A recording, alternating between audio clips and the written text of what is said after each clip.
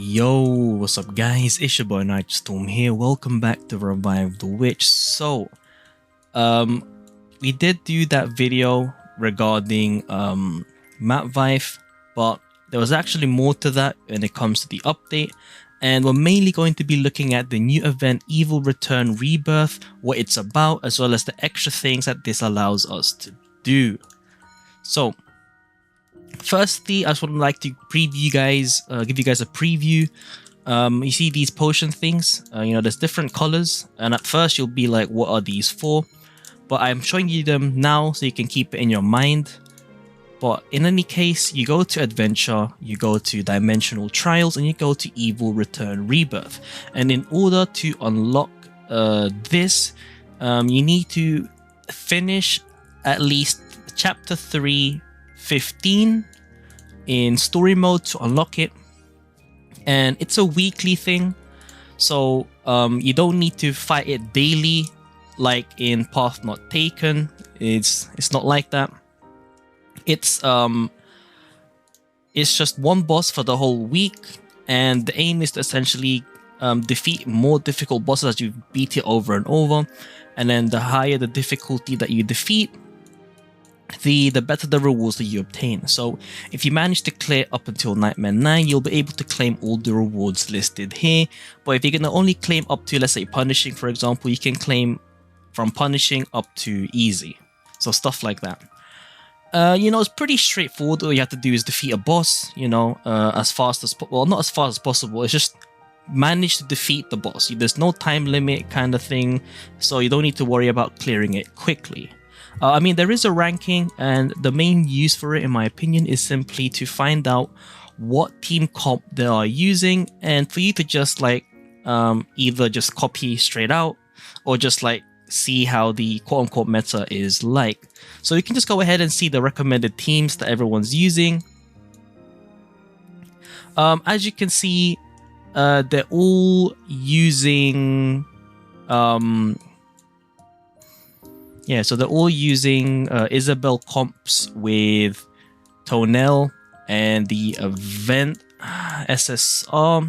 So we'll just take a quick look here. So we've got Dorin, who's got some gear. So she's basically there to survive a little bit, as well as that RNG to provide some extra order when she gets hit. And then she's replaced by Amurai, who is the true character in the team comp, where she'll provide a lot of chaos as well, thanks to her passive, as well as lots of good buffs to buff the damage of the Isabel, who obviously has maxed out unique equipment level at 60 with 20k attack. With this amount of multipliers, she's obviously going to defeat the boss really quickly. And then these two don't really matter, the Catherine and the Metamorphosis. So if you check a second team, it's going to be the same. Yep, as you can see, they have the Amurai in the same position. Again, Amurai in the same position. So you can tell that it's the Isabel comp physical for this thing. But I wouldn't really worry about not having the team comp that is being shown in the top rankings, as long as you're able to defeat the boss without dying, of course, being able to beat it. You'll be able to get through the end. But in any case, as you can see, the reason why everyone is on Punishing is because Nightmare difficulty is not yet unlocked. So as you can see, it's not something that you can actually rush on the first day. But yeah, we can just give it a quick try, just a quick look. So I'll just go through the characters that I have just to make sure that they are built. As you can see, my Isabel's kind of scuffed, and my Amurai is fine. So if you've noticed, I'm on my non-free-to-play account right now because there's something that I accidentally recorded on my free-to-play account, but I didn't like how it recorded. But in any case, let's just do one fight. It doesn't really matter right now how it goes because it's only the first stage. We'll just turn on the auto there. Apologies if it's a bit laggy. But yeah, so as you can see, this is essentially what it's like in terms of the gameplay. Obviously, we're at the first stage, and so the difficulty is not exactly going to be difficult. Okay, so we did that in 9 seconds, and essentially, as you can see, we get the rewards here. And then if I go challenge it again, the difficulty of the boss has essentially increased. And so every time I have to press on auto manually. But let's take a pause here. Damage taken by the boss decreases as the difficulty increases. And that's about it. Okay, so that's all it has. Okay, well, considering it's the first one, I guess I didn't want to make it too difficult. But yeah. Essentially, as I've mentioned, just fight the boss again and again. It'll get more difficult over time. And then as it becomes more difficult, I guess that's where you'll see more... you know, I forgot the word, but like more attacks, new different attacks. So yeah, as you can see, I'm on basic now. And then if I defeat it enough times, normal difficulty will unlock, and so on and so forth. Now, what's the point in doing this, you ask? Well, achievements also help, and these are for like the different bosses that you fight. You know, get the rankings and stuff like that. But yeah, if you go to development, as you can see, we get these things. You get talent points. I'm actually not sure how you get the talent points. Probably by fighting the boss. Let's go fight it one more time and see if we do get another talent point. Just to confirm, to see if we do get talent points from fighting the boss. Alright, so this is the third time that we've defeated it. Unfortunately, we can't actually check what the difficulty of the boss is before we fight it.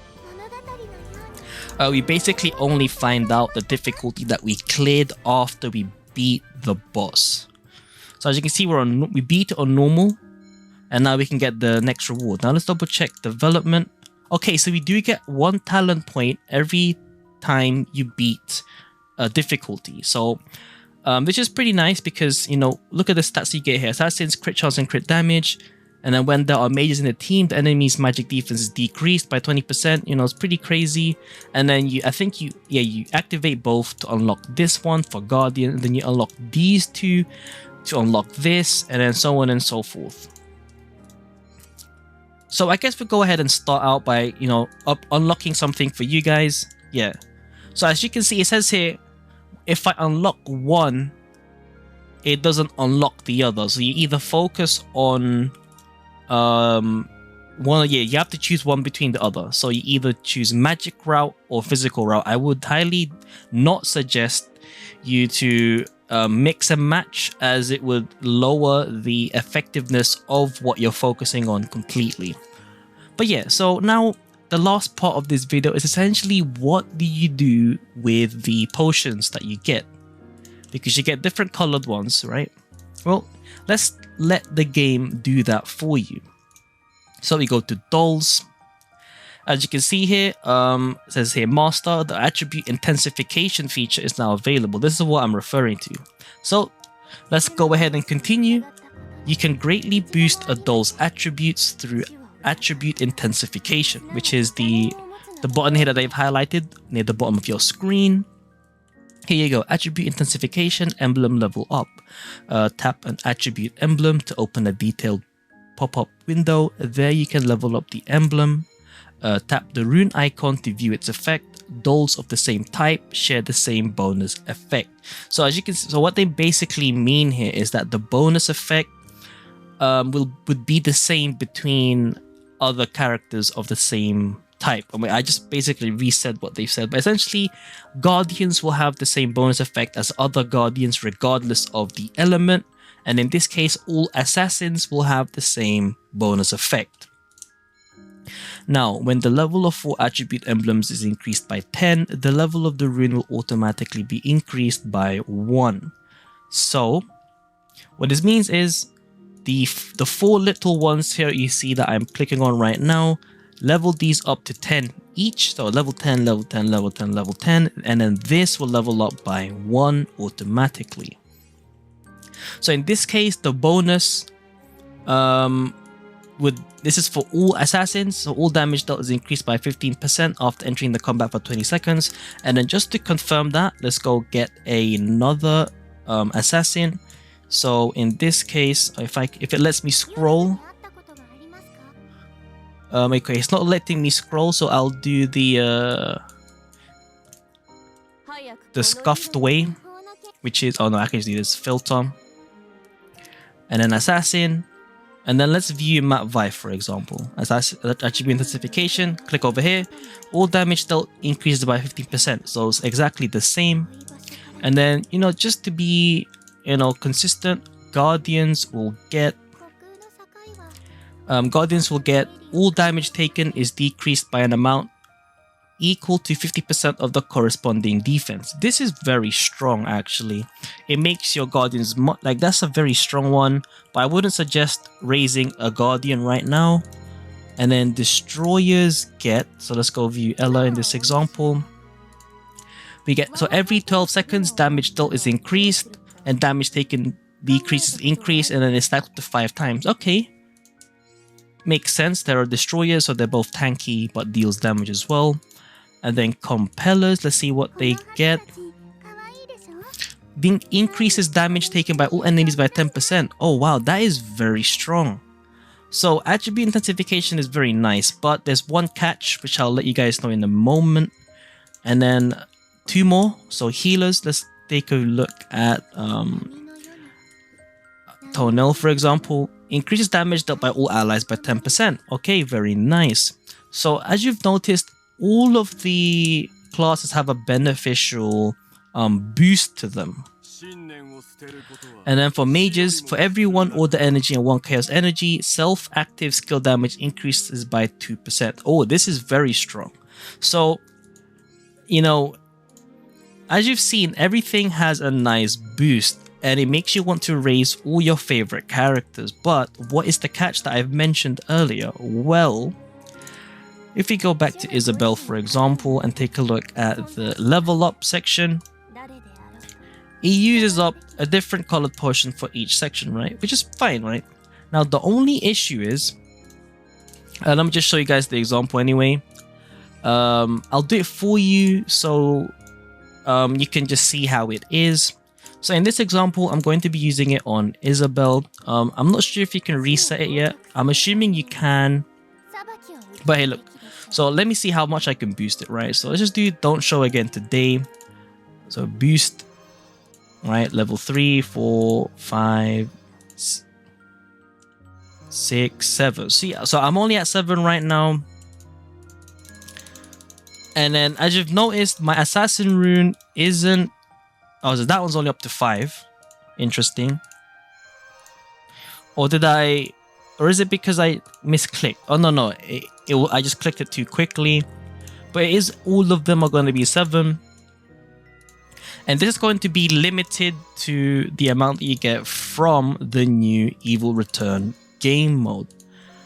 And so as you can see, pretty much everything that they gave out for the free rewards only brought me up to level 7 each. And they're expecting us to max it out at level 5. So as you notice, they expect us to have level 50 on each one in order to max out the assassin rune for Isabel alone. And if I go to another assassin, right, just to show you guys how it's like, let's do Solange for example. If I go to Attribute Intensification, they are all at level 0. So one of the important things to learn about in this video is you have to be careful in who you want to invest in just for the meantime, because it just started, like the system has just been introduced, so you don't have that much resources. And so I would focus on one character, preferably a DPS, to help you carry in basically most of the game modes. And in this case, in my case, it would be Isabel. Okay, so that's pretty much it for this mini guide in regards to Evil Return Rebirth. I apologize if it took a bit too long, but I'll separate these into timestamps so you can just skip ahead or to whenever you want to learn. But yeah, just a quick summary. It's a weekly thing. one boss for the whole week. All you need to do is try to reach as high of a difficulty as possible. The difficulty is actually shown on the top left here, like the next difficulty. You can go check enemy info to see what kind of attacks it does to help you decide how to build your team around it. If you want me to go more in depth into what kind of team to use for Protector Ashera just to defeat it, I'll do let me know down in the comments below. I'll try and do something like that. Firstly, I do like the design that they gave. She's based on the flower, and she's like the middle part of the flower. But yeah, that's about it for this video. Hopefully you guys found this useful. Helps you understand how the new game mode is like. But if you still got any more questions in regards to Evil Return Rebirth, or like the new upgrade system that I've shown in this video as well, do let me know down in the comments below. It's been your boy Nitrostorm. I'll see you guys in the next stream or video. Peace.